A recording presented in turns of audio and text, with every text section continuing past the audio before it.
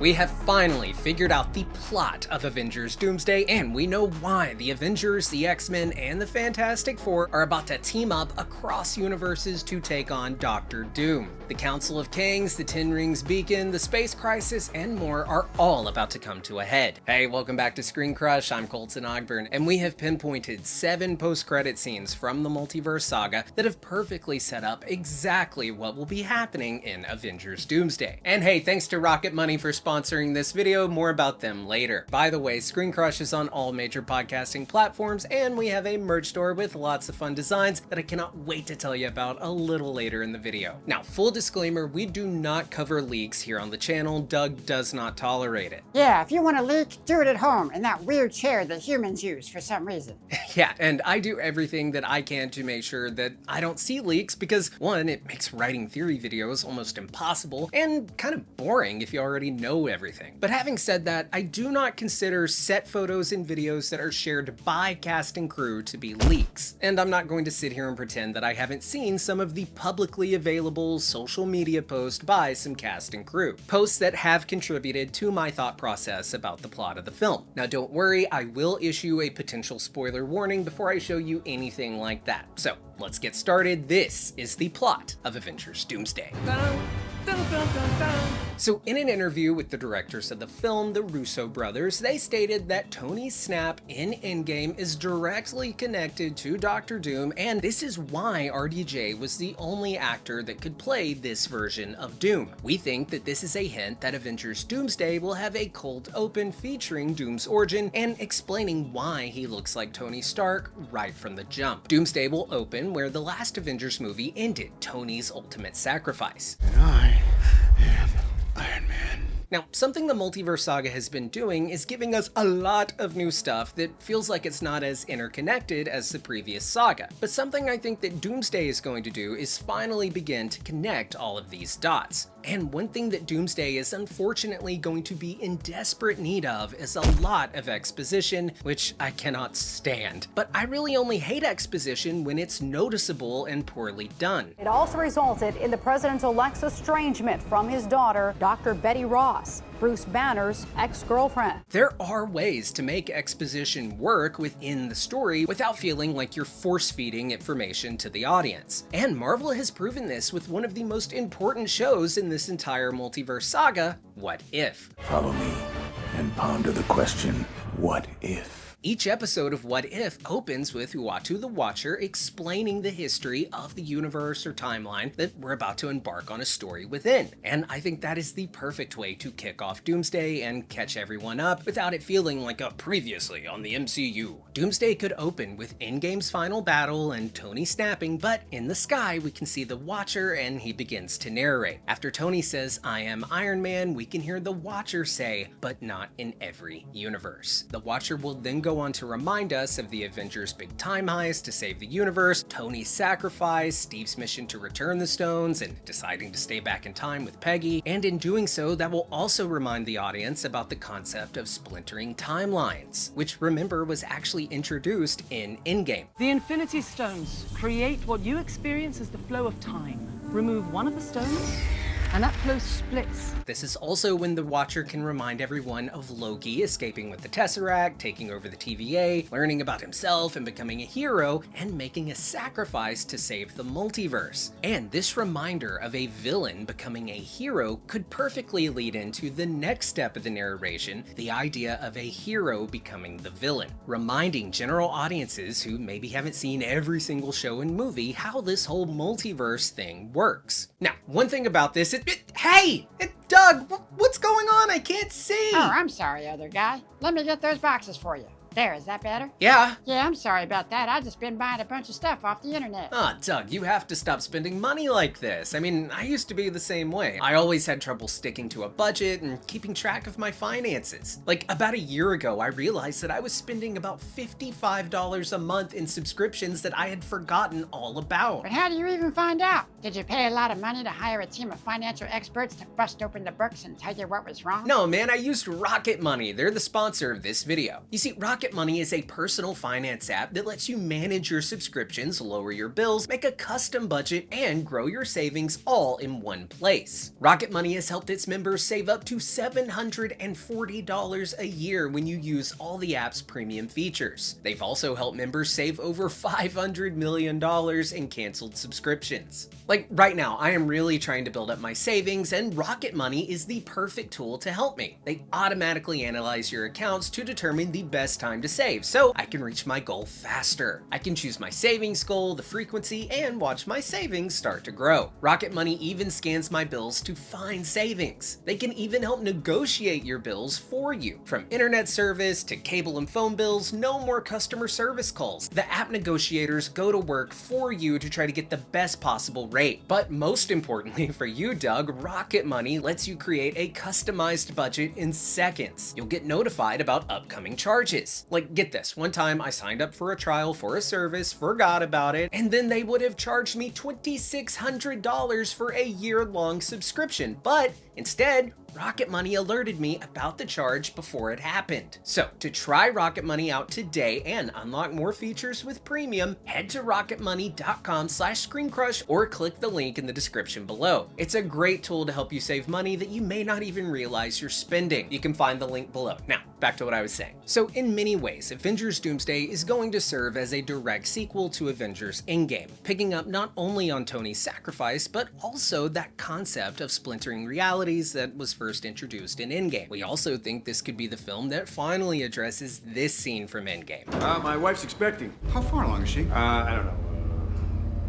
In that scene, Tony looks very confused about his mom being pregnant at this time, almost as if it doesn't add up with his birthday. And this could be a hint that Tony Stark isn't actually a Stark, but was adopted by the Starks as a baby, following them losing their biological child to a miscarriage. If in a splintered timeline, Tony doesn't die and becomes one with the Infinity Stones and his nanosuit, he could become omnipotent like Infinity Ultron. There are universes beyond my own. The Watcher could explain that in that moment of Tony's snap, a splintered reality was created. We of course have the one where Tony snaps and he dies, but like Schrodinger's cat in the box, we could have a universe where Tony does not die. Now, in both universes, he receives this really gnarly face scar, very reminiscent of Doomscar in the comics. Now, in this splintered reality where he snapped but didn't die, he could become aware of the fact that he is truly a Von Doom, and that in universes where he wasn't adopted by the Starks, he actually realizes his true potential and becomes a far more powerful being than Iron Man ever hoped of being, Dr. Doom. But you know, I have to say, as cool as that might sound, I'm not crazy about the idea of Doom just being evil Tony Stark, especially an evil Tony Stark that 99% of his history is the same history as our Tony Stark. I personally think it would be better if Doom is a Doom who was never adopted, who became Dr. Doom instead of Iron Man as a result. So when the movie opens, the Watcher could remind us of Tony's snap in Endgame, but then share with us that in another universe, someone else defeated Thanos and someone else snapped their fingers.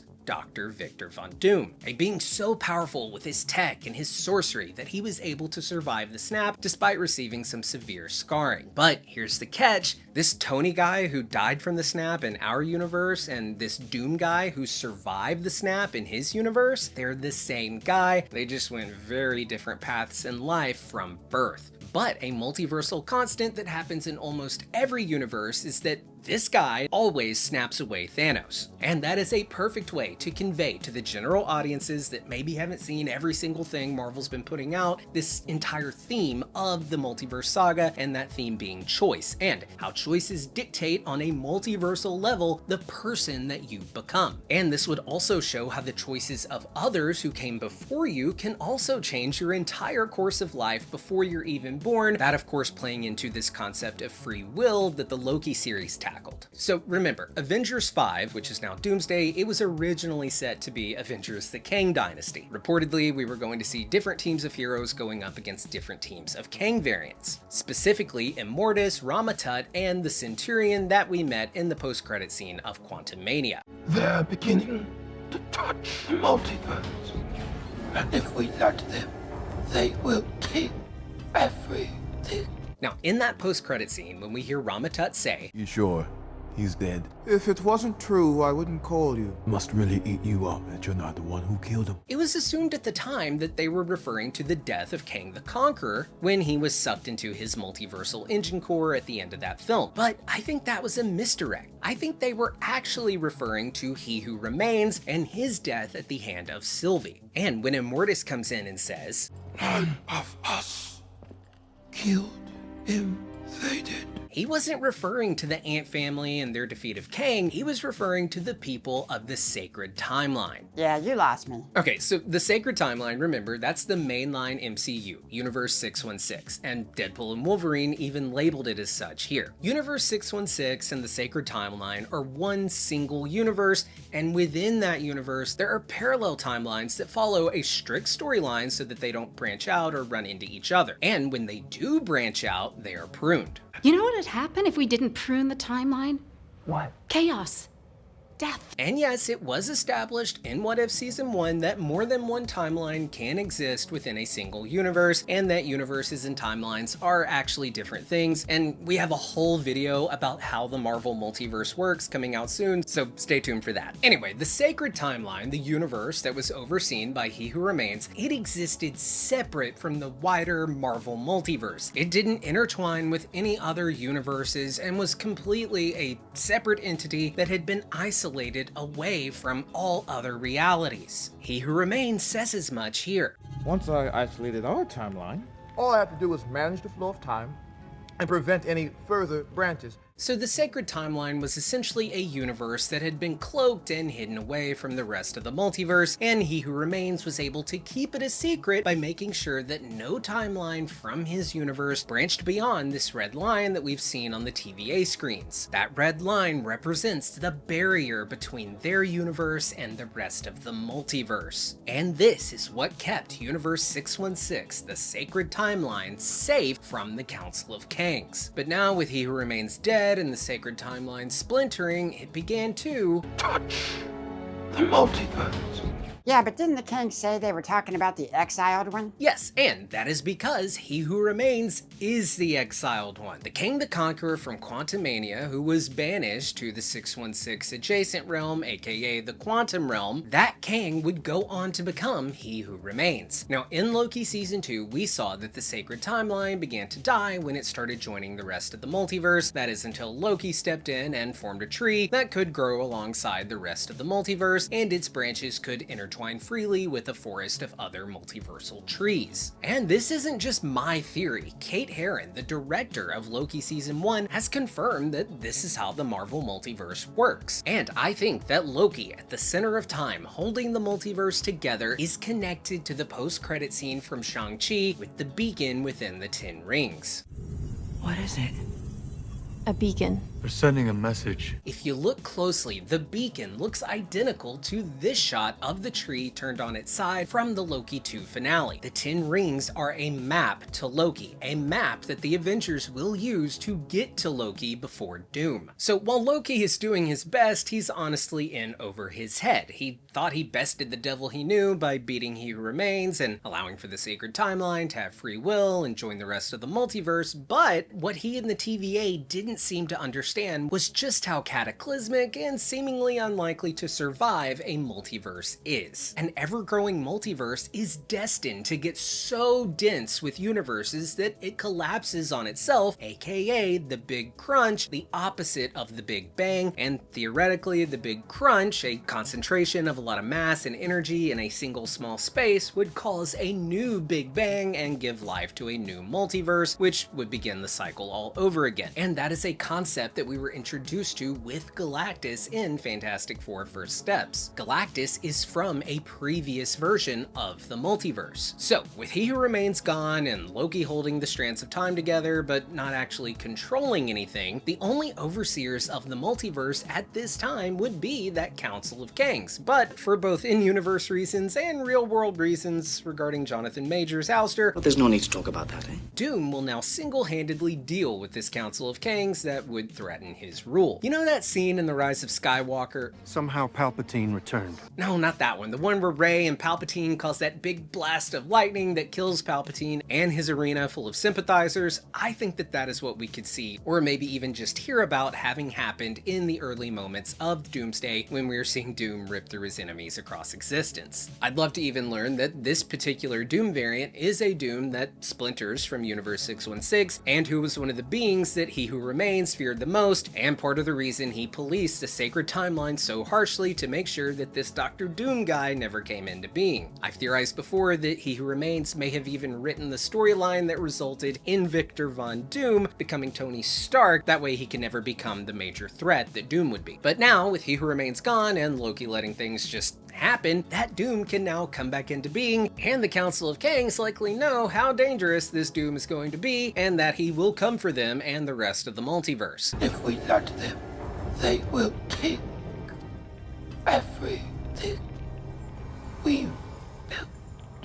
Okay, so we don't know much about the Council of Kangs, and we likely never will. If Doom successfully takes out the only remaining overseers of the multiverse, incursions will follow. Incursions being the colliding of worlds that can be expected in a multiverse that is allowed to indefinitely expand. Now, in the post-credit scene for Doctor Strange and the Multiverse of Madness, we see Doctor Strange recruited by Clea. Unless you're afraid. Not in the least. So I would expect that Strange would have at least a minor role in Doomsday, maybe saved toward the end, especially if he is off dealing with incursions, incursions likely being at the forefront of Doomsday, and perhaps even what the Doomsday title is referring to beyond just Doctor Doom, but the actual end of the world, the Doomsday of the MCU. Now, in the Thunderbolts post-credit scene, we hear Yelena mention the space crisis. And now there's this huge space crisis and no one's telling us about it. We're running out of space already? It's impossible. This building is enormous. Okay. Now, my assumption is that with all the universe hopping we've seen between the MCU and other realities, we're seeing the MCU being torn at the seams via incursions. We have the likely incursion that is brewing between Universe 838 and Universe 616, and then there's that dying universe from Multiverse of Madness that could be bleeding into the MCU, and those would be the incursions that Clea was referring to, but also we've got the tear in space from the Marvels.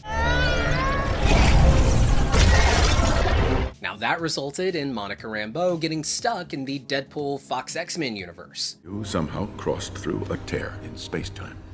You are now in a reality parallel to your own. And Monica's presence in that universe will intensify the already lingering tear in space that she closed in the Marvels. And then there's the Fantastic Four, who are also traveling from their universe, Universe 828, into the MCU's 616, likely causing yet another tear between realities, utilizing Reed's multiversal travel that he talked about in First Steps. This equation not only confirms alternate dimensions, but it suggests parallel Earths exist on different dimensional planes. Now, with the Fantastic Four and the X-Men and the Avengers all from different universes and crossing over, I'm reminded of the post-credit scene from Captain America: Brave New World. All you heroes protecting this world, do you think you're the only ones?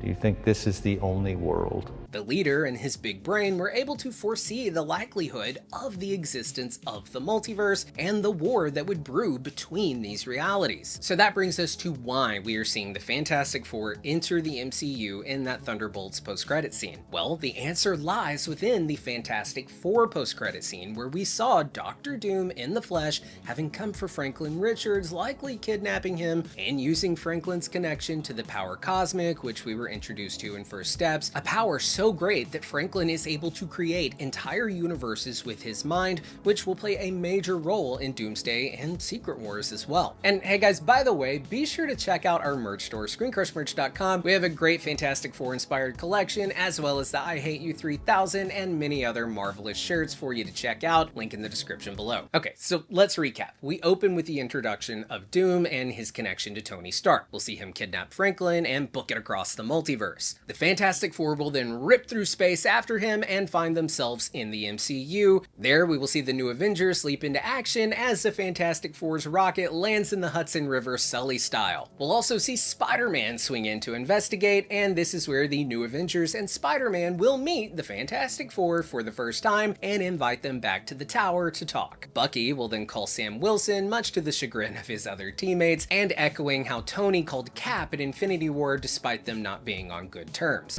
Thanos is coming, it doesn't matter who you're talking to or not. Sam Wilson will then arrive with his own team of Avengers that he has assembled off-screen: Falcon, She-Hulk, Hulk, and Shang-Chi. And we have to have Walker or someone lament the fact that Sam's Avengers team has not one but two Hulks, and how that's just unfair and that they should have a Hulk. And then maybe they could even float the idea of getting Ross out of prison. I'd also like to get some banter between Sam and maybe Alexei trying to recruit Spider-Man to their respective teams. But then after all that, the Fantastic Four will insist that they get down to business on tracking down their son. Reed will ask to use their computers, and he will track Franklin the same way that he tracked the Silver Surfer via energy signatures. Shang-Chi will then share what he knows about the multiverse after spending time with Wong and having met Carol Danvers, who is likely trying to get Monica back from that other universe. Spider-Man will then chime in that he has dealt with the multiverse as well, and this is when Wong will be brought in at the recommendation of Captain Marvel, who they are communicating with via hologram. So we will then see the Fantastic Four and both teams of Avengers travel to Karmatage after picking up Miss Marvel along the way on Carol's recommendation. And Miss Marvel's not just there to be there, her connection to the Bangles will play a huge role with the multiversal tearing and the 10 rings. Once they arrive, Wong and Shang-Chi will share the 10 rings beacon with the team, and when they accompany the 10 rings with Miss Marvel's bangles, they will now have a full map of how to get to this beacon, that beacon being prophesized as the man at the end of time, and little do they know, it's Loki. What did you expect? And that is when Thor will make his Wakanda-esque entrance like an Infinity War, but now at the Karmatage, and he'll be accompanied by his adopted daughter, Love, who remember was given life by Eternity. She will have had a vision about Loki, Doom, and the end of the multiverse, resulting in Thor bolting to Earth to assemble the Avengers to help him on his quest. And he will quickly dispense with this argument between who is the true leader of the Avengers, stating that he is clearly the leader. So here's where I'm going to reference an interview with Alan Cumming, who plays Nightcrawler, as well as a video from the set of Doomsday that was shared by a member of the cast. It's public knowledge at this point, but if you haven't seen it and you don't want to know, here's your warning. Still here? Cool. So Alan Cumming, who plays Nightcrawler, he has slipped up and confirmed that he has a scene fighting Reed Richards. Who am I fighting with? I said, you're hitting Pedro Pascal against. And Chris Hemsworth's stunt double has shared a video from on set of Doomsday where he is at the TVA, specifically in the room right outside of where the Loom resided. And that was the last place that we saw Loki before he took his seat on the throne. Now, in those set videos and photos accompanying Thor, we saw Falcon, John Walker, and the Thing. So this tells me that Thor will lead a team to find Loki at the end of time before Doom can. Wong will then bring in America Chavez, who has the ability to travel the multiverse, and she will join Reed, who will lead a team to the X-Men universe where they have tracked Franklin and Doom to. Miss Marvel will also join them at the request of Carol, because Carol thinks that that's where Monica is, and now Carol is on her way to join them. Okay, so we've got one team going to Loki, we've got one team going to the X-Men universe, and I assume that there will be a team that stays back in the 616 universe to essentially hold down the fort and not leave their world unguarded. Now, over in the X-Men universe, we'll see your standard heroes meeting for the first time, so they have to fight, followed by them realizing that they're on the same side, and they'll team up to stop Doom and save Franklin, and attempt to save all realities, not just their own. But as I've theorized before, I think some X-Men and maybe even some other heroes will defect and join Magneto, who we know is an isolationist and will have no patience for saving other realities when his own universe is on the line. So he will move to attack Universe 616 and destroy it in order to save themselves from the incursion. Remember, in Multiverse of Madness, Reed explains that the only way to save your universe from an incursion is to destroy the other universe first. An incursion occurs when the boundary between two universes erodes and they collide, destroying one or both entirely. So anyway, I think we'll see Doom escape the X-Men universe. He'll make it to Loki's throne. Meanwhile, we see Magneto attacking Universe 616. The heroes that are there on Earth are fighting Magneto. When Doom ultimately does make it to Loki, he'll be met by Thor and the others who are standing guard, ready to protect Loki, but Doom will absolutely savage them. Thor will hold out the longest and be the last one standing, but Doom will get the upper hand, and then we will see Reed and the other heroes storm into Loki's throne room, but they're too late. Doom has taken Loki's throne, and we'll see Loki down on the ground holding Thor, just like Thor was holding Loki in Infinity War. But don't worry, Thor's not dead. Not yet. And then Doomsday will ensue, the complete and intentional collapse of the multiverse at the hand of Dr. Doom utilizing his place on the throne and the power of Franklin Richards, leaving nothing left in existence but the void, similar to what Cassandra Nova was trying to do in Deadpool and Wolverine. Doom will then put chunks of certain universes into the void and create Battle World, just like in the comics. And the stage will then be set for Secret Wars to begin, or hey, at least that's what I think. But I'd love to hear your thoughts and theories down in the comments below, and if you're new here, be sure to subscribe, hit the bell so you get notified every time we upload a new video. For ScreenCrush, I'm Colton Ogburn.